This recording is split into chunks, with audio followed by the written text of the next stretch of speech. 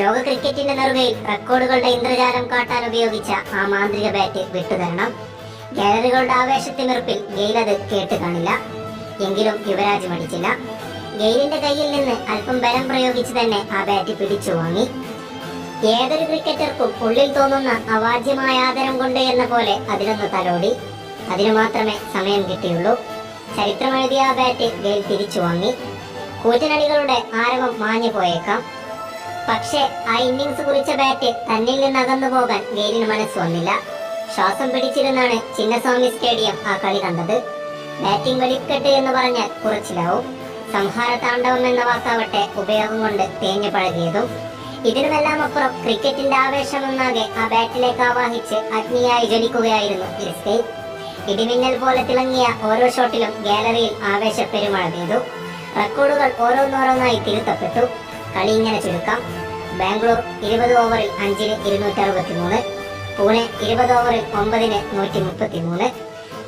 ബാംഗ്ലൂരിന് 130 റൺസ് വിജയം. 66 പന്തിൽ 175 റൺസ് നേട്ടത്തിനു പുറമെ ഒരു ഓവർ മാത്രം ബോൾ ചെയ്ത ഗെയിൽ 5 റൺസ് വഴങ്ങി 2 വിക്കറ്റും നേടി. ശരിക്കും കളിയിലേക്ക് അവൻ. പതിവ് പോലെ സെഞ്ചുറിയിലേക്ക് ഗെയിൽ കൂറ്റിനൊരു സിക്സർ തൊടുത്തു. അശോക് ദിന്റെ എറിഞ്ഞ ബോൾ ഗാലറിക്ക് മുകളിലൂടെ പറന്നു.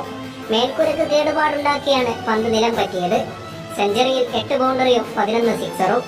ഇത് മാത്രം കൂട്ടിയാൽ 98 റൺസ്. ഓടിയെടുത്തത് 2 റൺസ്.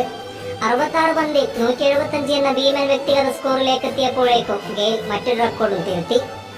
ഉദ്ഘാടന IPL-ൽ കൊൽക്കത്തയുടെ ബ്രണ്ടൻ മക്കല്ലം 73 പന്തിൽ നേടിയ 158 റൺസ് രണ്ടാം സ്ഥാനത്ത്.